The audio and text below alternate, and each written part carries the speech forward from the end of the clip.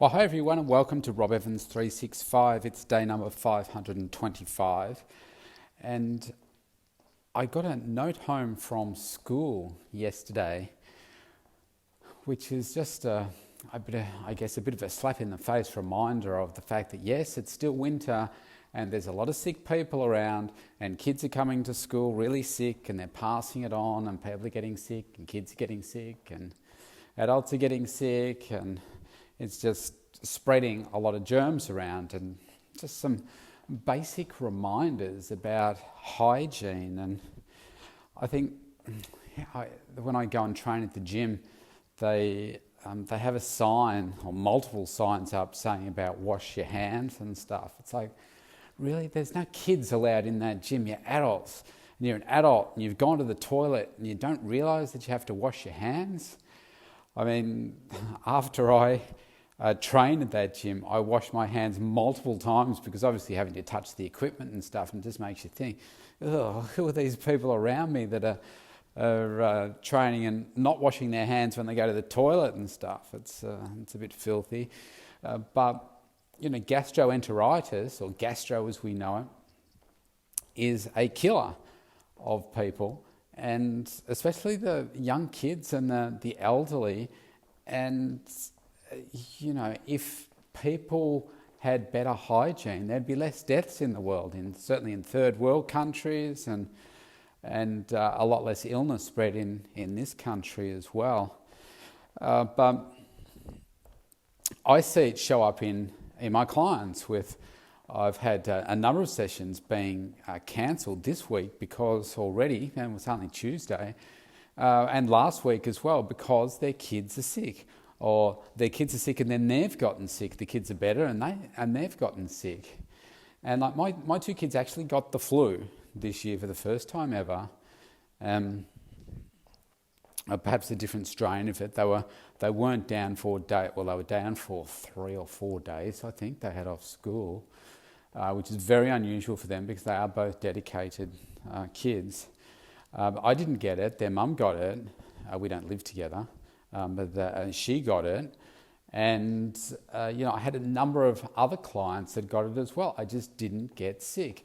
Now, in the old days, especially in August, because my birthday being in August, I can often remember being sick on my birthday because I would always get a cold, and usually at least 2, sometimes 3 cold/flu type things over the winter period. So I used to hate winter when I was growing up, even as a young adult. But now, I just don't. And it's no coincidence that I take care of myself so I don't get sick. I do the exercise, I do the cardio, and I take the right supplementation, the right products, eat the right food, to make sure that I do have this insurance policy to keep my body nice and strong and safe. Now, you've heard me say before about getting the flu shot, and there'll be plenty of people listening, I am sure, that are against immunisations. And I say, well, each to their own. I choose to make that decision for me, and it has been okay for me so far. But yeah, I guess it's this note this morning. I opened it up on my computer, and I send out all the communications via electronically these days, and I saw it and I thought, wow, here we go again. So it's going to keep spreading and spreading some more. I'll probably come home again. Kids will be unwell, and it continues that cycle that tends to go forever and ever. We're almost halfway through August. There's only 2 more weeks of winter left before we get spring, but often we can find that it doesn't warm up here until October, and because September can, in Melbourne anyway, it can be really cold and windy and stuff, so it could still be a while before we get that good weather. But again, I just think about people that have, even that are clients of mine, especially some new clients that I have, that obviously are not valuing their health sufficiently in order to get their nutrition completely right, sticking to the meal plans, making sure that they're doing their additional exercise and stuff, and therefore not getting the illnesses that they do. And I know certainly the products I'm taking now are really helping even strengthen that, making sure that I get the right nutrients in. So I guess I'm a walking, talking example of the fact that here's somebody that used to get sick quite a lot. Now I don't get sick at all because of the way that I look after myself, the way that I fuel myself, the way that I exercise myself, the way that I maintain myself, so that I just don't get these things happen to me. So you have the same ability to do this as I do. In fact, you've probably got better genetics than I do, so you can achieve a better outcome for yourself than I do. So I'm happy with my performance and how I'm living and how I'm feeling. And I guess it's a stark reminder when you get these, if a note's coming out from school, a lot of kids are going home sick. A lot of families are sick. So otherwise they wouldn't send something out like that. So there's obviously a lot going on there. So there's a lot of people that aren't looking after themselves. And yes, bugs go around and people get sick, and even if you look after yourself, you can still get sick. But like I just said, I'm an example of someone that used to get sick and probably wasn't looking after myself that well. I wasn't overweight or anything, but I didn't exercise, I didn't eat properly. And now, once I've taken care of those things, then I find that life has changed. Now, actually, just as I've said that, it's just made me think of something quite exciting. So, as you know, I am a part of the Isogenics network, and just today they posted a video. So it's happening over in Nashville at the moment, their big annual event that they have there. And an Australian guy won their Isobody Challenge, which is a $50,000 prize. And Tom's his name, and I met him at the first event I went to, actually. Spent a little bit of time talking to him about what he does with his training and so forth. And he won. He won the event against, I don't know, there were like 15 other people or something. So that was very exciting for him. And he talked about how he had gone from being incredibly unhealthy, unwell, unfit, broke, and not knowing what to do with himself or his life, to basically, I think he said his girlfriend put an ultimatum on him to say that basically you got to clean up your act or I'm moving on, kind of thing. And that was the incentive that he needed to say, do you know what, I've got to do something about this. And that's when he went to an event with his mum, who was doing Isogenics, and he decided that he would change his life and lose the fat, put on some kilos in terms of muscle, so that he could achieve the look that he's got now. So I have to post some photos on the social media as to what he's achieved, but amazing. So 50,000 US he won, which is about 75 Australian, something like that. So that was a nice highlight to see come in the inbox today. It was just this afternoon, actually. Now, today it is Tuesday, and I'm recording this just prior to me going to, well, it's a few hours out, of going to the surgeon for him to poke and prod, and we talk about options and stuff. And I'm assuming in about 3 hours' time, I will have my surgery booked in for my shoulder, and that could be within a week's time.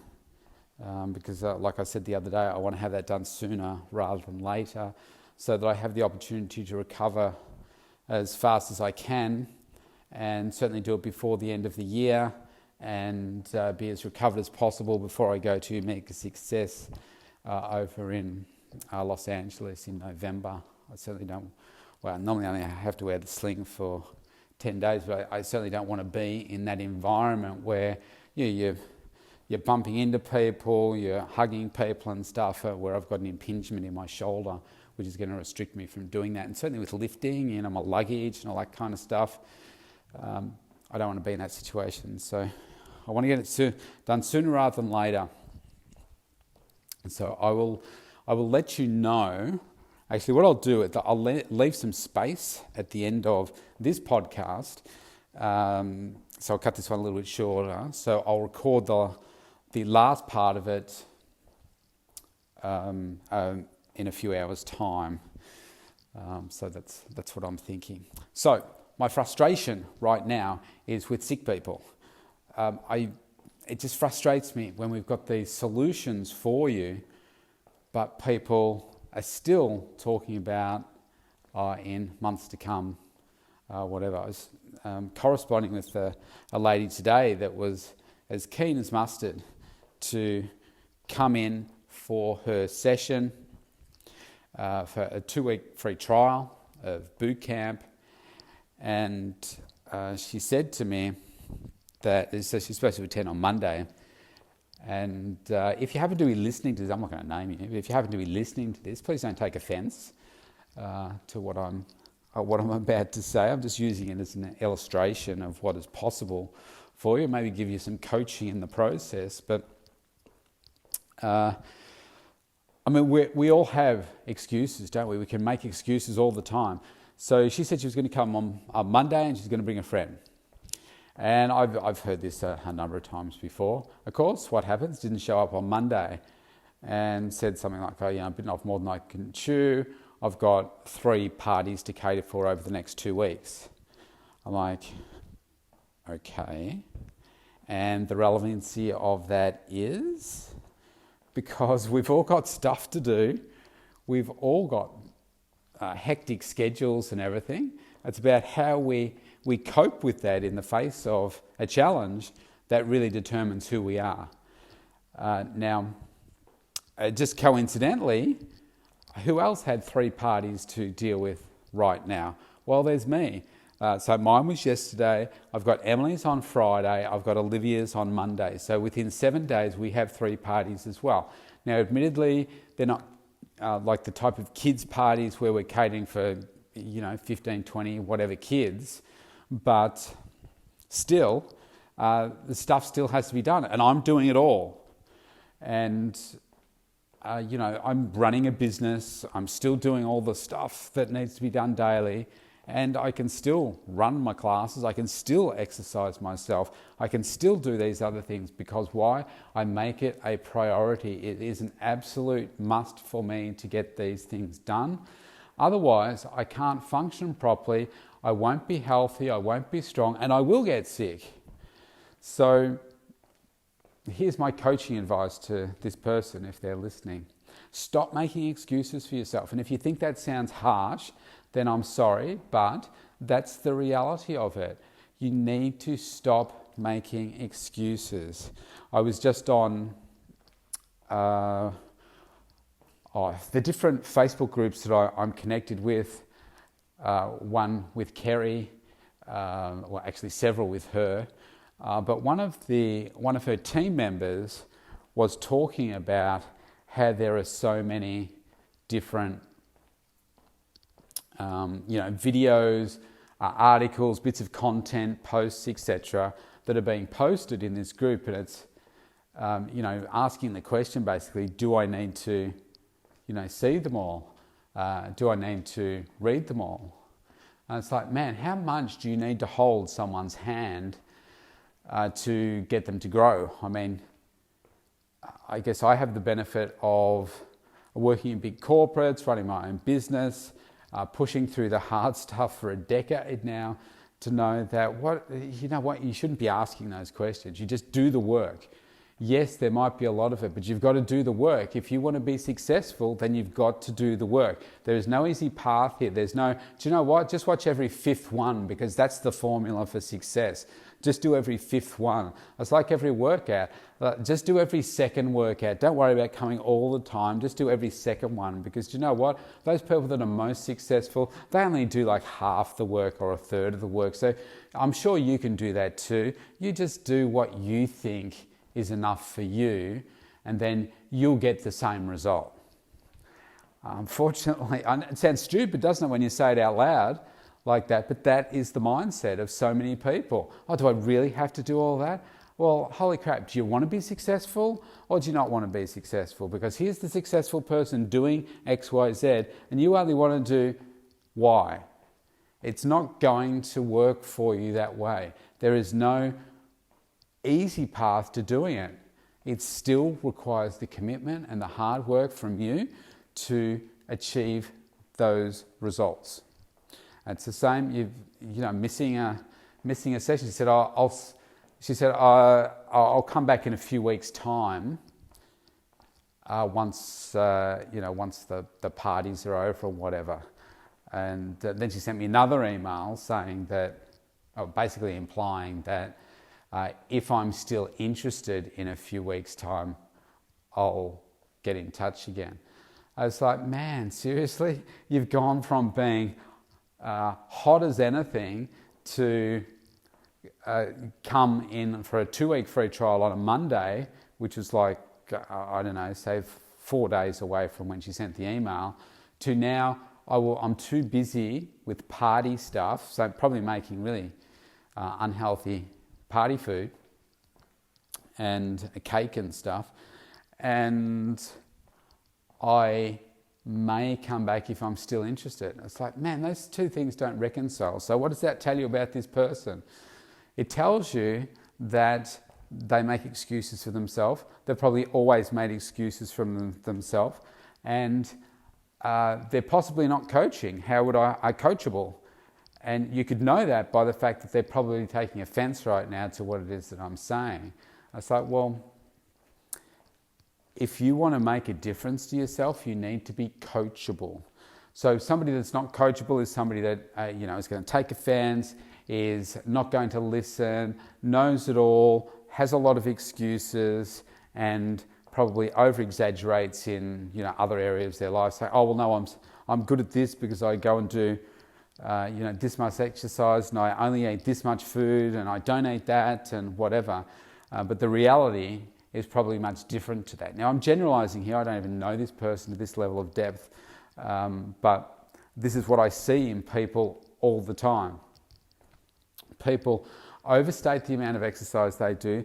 They overstate how healthy they are, or understate how unhealthy they are, and they understate how much they eat. And the reality can often be very different. And some people, when you hold the mirror up to them, they don't like it. So when I coach a client, depending on what type of coaching we're doing, I'll say to a person, look, there is a reason that you're stuck here. Now, I want to give you some coaching, but are you ready for some hard coaching? Because I said, when I tell you, you may not want to hear it. So are you ready for it? And they say, yeah, I'm ready for it. And so when I give it to them, you can tell they didn't really want it, because the truth hurts. And when you tell somebody that, the reason that you are the way you are now, and the reason that you are the way you are now is because of all the decisions and excuses you've made for yourself up to this point in life. And I can tell you this, if you don't change your approach to all of this, you will remain exactly the way you are for the rest of your life, or maybe become even more unhealthy because you're not going to change those habits that you currently have fully entrenched, ingrained, embedded into your mindset and fiber and soul that you're never going to change. And even though you say, oh, well, yeah, I want to change, I will do that, I will try. And I'll say, you just mentioned the word try. This is not something that you try and do. You just do it. Okay, yeah, I will do it. It's like, well, I just know now you're just saying that to please me. You're not going to do it. And the people that I've said that to before, some people, they get it. And they say, yeah, that's spot on. I need to change that. And they change. They make the change. But then there are those others that they're like, well, I'm just going to keep doing what I'm doing. I'll remain the way that I am. And I'll just keep trying to do it. I'm trying to lose weight. I'm trying to get to the gym and do these things, but they never actually achieve that full change. And I think that's quite sad. But it's the way that we've created this mindset for ourselves through our surroundings and through our life's experiences and the people that we hang out with that causes us to accept this mediocrity. And I know I'm covering a whole bunch of different things here today, but we started off with winter and illness, but it's now we're talking about mindset. But all of these things are interrelated to improving your health. The trouble is that most people aren't prepared to put the work in that's required to achieve the change that they really want.